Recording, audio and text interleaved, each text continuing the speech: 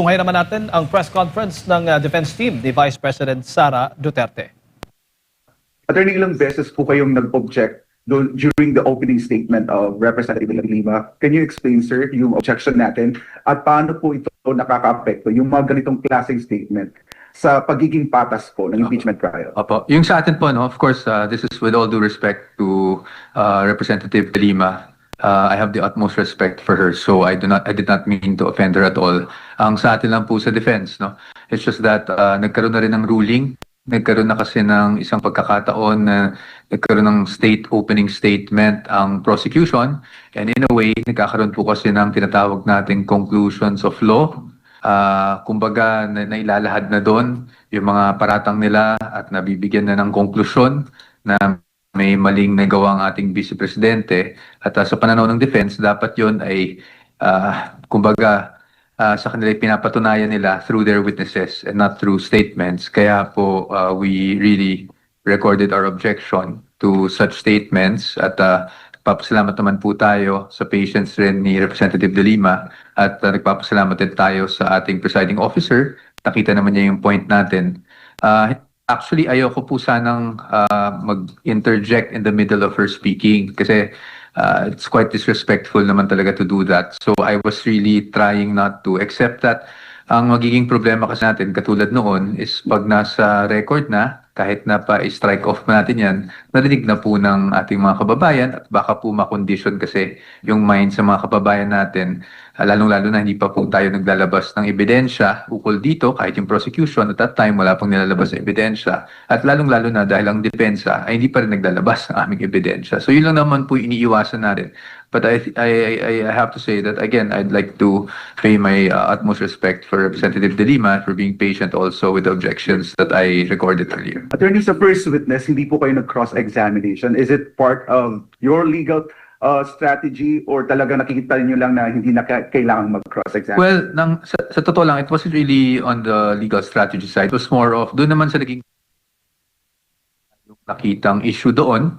Wala namang questionable, wala namang damaging na nailabas ang ating witness, at regular lang naman na yung witness ay nag-identify ng mga cheque at hindi naman natin kino-question yun. So I didn't want to prolong the proceedings and be petty by asking questions pa kung hindi naman kinakailangan.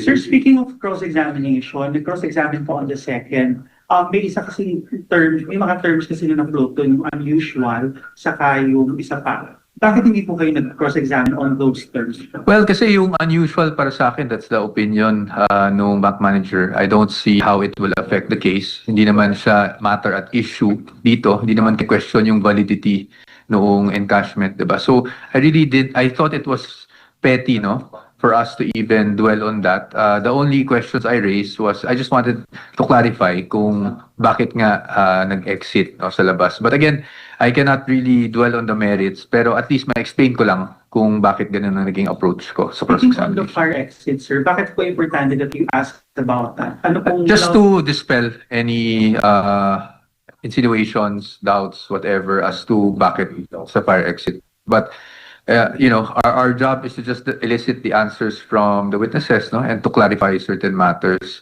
So as you can see naman, and as I've always said, I'm committed to not delaying the proceedings. So kung hindi naman, and that's just not me, but the entire defense team, no? So kung hindi naman kailangan magtanong pa ng additional questions, we don't want to be petty about things.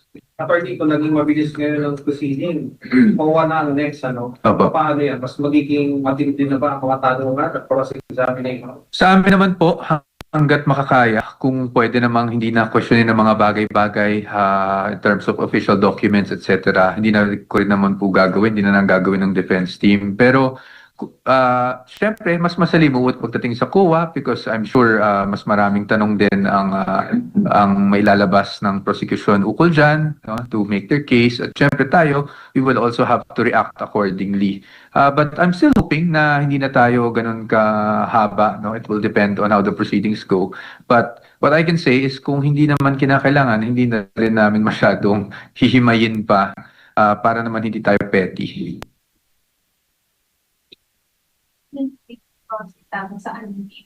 So what you do not accept, do not agree that this is an unusual transaction.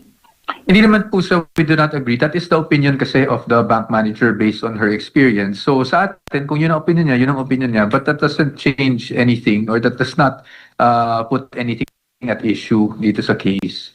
Kasi ang pinag-uusapan naman dito, hindi ba yung use of the funds, no? It's not the withdrawal of the funds. So hindi, para sa akin, again, I'm overusing the word, parang masyado ng petty talaga kung pati yun patulan pa natin. So, Attorney, dun sa objection niyo po, your case, parang No, not at all.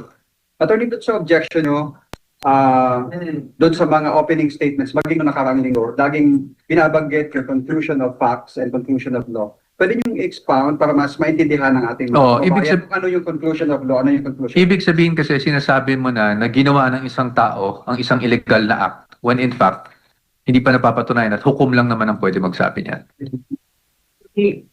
Bago natapos itong trial, ay binanggit si presiding officer, patukan nga dun sa position nyo doon sa pagpapalit ng sequence. Opo. Patik po at ano bang dinahilan niyo doon sa inyong position paper? Opo. I cannot go into the details of that because as you know, talagang na-warningan na kami last week, no, about speaking and discussing the merits of the case in public or even all of these things that we file. But siguro para lang sa kalaman ng lahat, ang pinanggagalingan lang naman ng posisyon namin is where the burden of proof actually lies. And the burden of proof lies with the prosecution. So dapat tapusin nila yung kaso. Sorry, paliwanag na ulit yung sa fire exit angle. Kaya yung cross-examine yung question na yun dahil para maiwasan na maisip ng ating mga kababayan na tinatakas, hindi tinatago, kaya sa fire exit dumaan. Pero parang sinabi mo na hindi dumaan doon sa Meralco Avenue, di ba?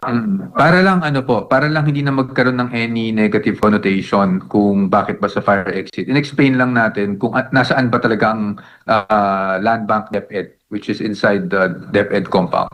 At may fire exit na kadikit yun na pwedeng dumiretso sa loob. Sa totoo ako po, wala po akong personal knowledge. That's why inilicit kasi never ko pong nakita never po akong pumasok sa DepEd land bank. That's why I had to elicit that from the witness. Tapos sa prosecution ko, meron din situation na nagmamatch kasi siya doon sa description ng bank nila Scania. But what are your thoughts on that? I do not remember anything about Las Cañas having bag. Camille Madriaga. Well, we'll have to just prove our point during our cross-examination of the witness Madriaga if he is in fact presented. Update on your foreign spokesperson? Wala pa po sa ngayon. Pag-usap pa lang namin ng ating kliyente, ang ating vice presidente. Mas ilabag ayon sa defense sa pre-trial order yung pagbabago ng proseso ng trial. Oh, but I don't want to get into that, sir. I hope you understand. No? As I said, our main argument is that the burden of proof lies with the prosecution, and I'll leave it at that. Sir, sorry. Response lang, comment lang po sa insinuation na baka daw kaya ayaw ng defense na pagbago yung arrangement dahil wala pa daw kung available na witnesses. Any comment or clarification? That's not true. Okay, thank you very much. Your comment on dun sa